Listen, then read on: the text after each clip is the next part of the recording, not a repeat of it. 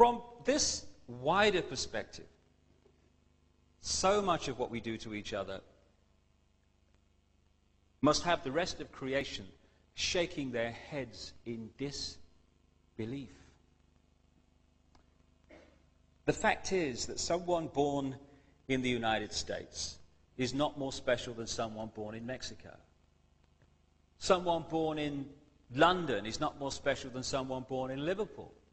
Someone who is white is not more special than someone who is black. They're just vehicles for the consciousness to experience. If you go down to the seashore and you pick up a droplet of water in your hand, how can anyone say that that droplet is any more or less special than all the other billions and trillions of droplets you see in the ocean before you?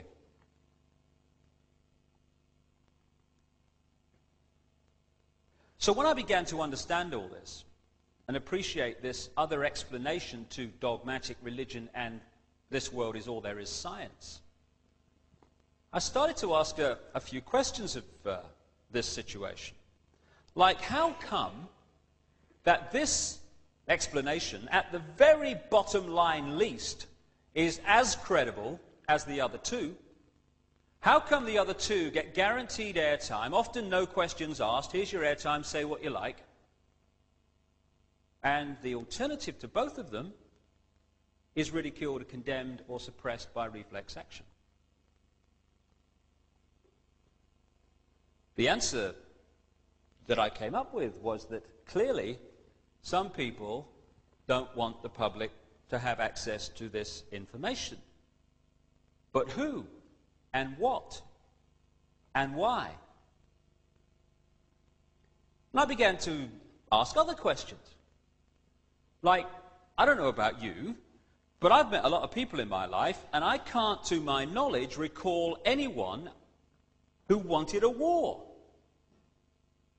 who had any interest in wars, who felt that wars were anything but horrific and to be avoided. So I thought, how come the world's been awash with wars throughout this century? Who's behind them? Or what? Or why?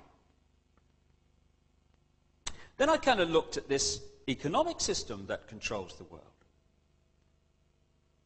An economic system that is so sane that the more successful it is in its own terms, the quicker it destroys the planet.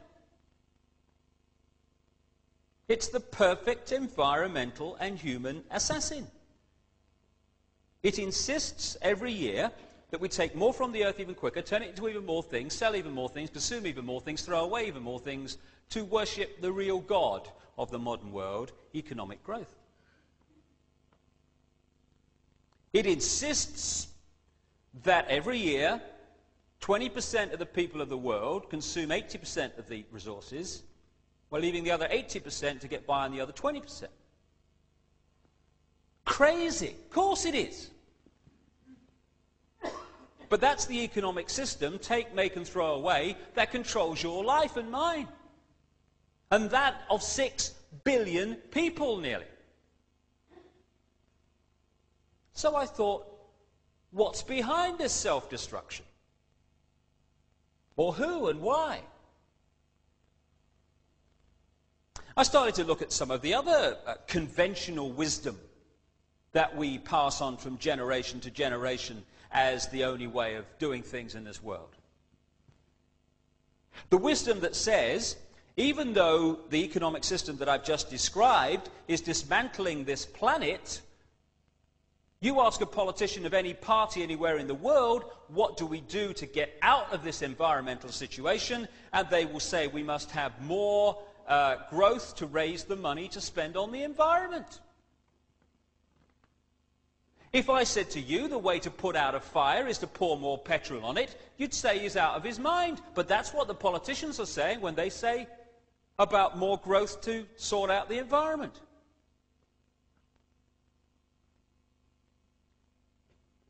It's conventional wisdom that it's fine to treat animals as mere commodities, to be made as fat as possible, as quick as possible, on as little food as possible. To condemn every year billions of animals to a lifetime of pain, fear and suffering in the name of economics. You're sane if you judge your success in healthcare not by how many people are healthy, but by how many diseased people you manage to treat. We're treating more patients than ever before. Why? Why are so many people ill? It's conventional wisdom that rising house prices are a sign of economic success when thousands are homeless because they can't afford them. You're sane, finally, if you think it's fine to support a system that is so successful that every year it turns out more suicide, alcoholism, drug-taking, homelessness, pain, stress, fear and suffering in all its forms. We'd be in real trouble if this system wasn't working, wouldn't we? That is sanity, apparently. But it's the ultimate insanity. So who's behind it? Or what and why?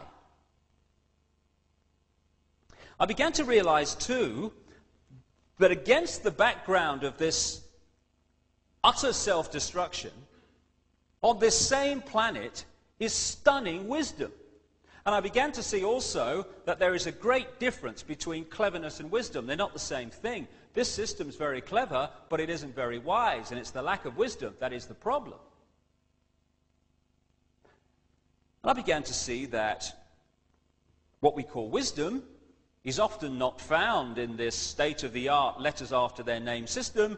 It's actually found in the native peoples that this system would see as backward.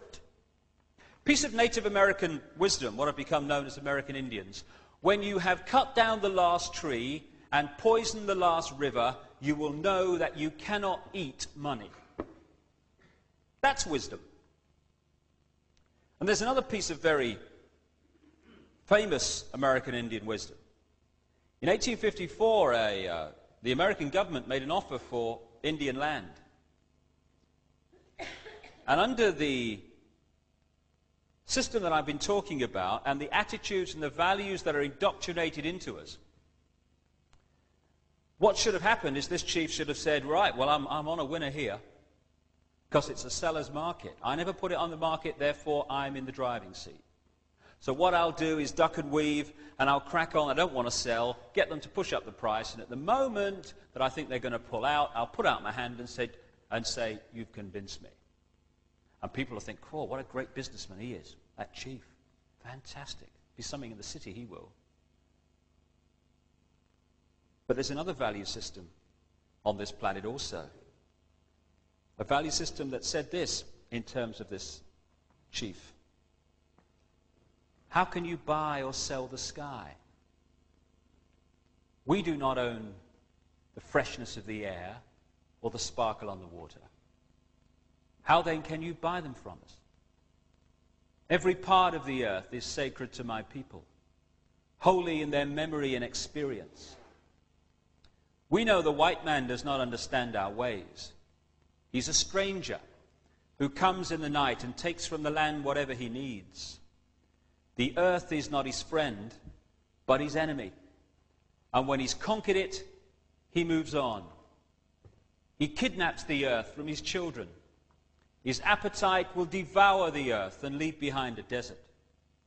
If the beasts were gone, we would die from a great loneliness of the spirit. For whatever befalls the earth, befalls the children of the earth.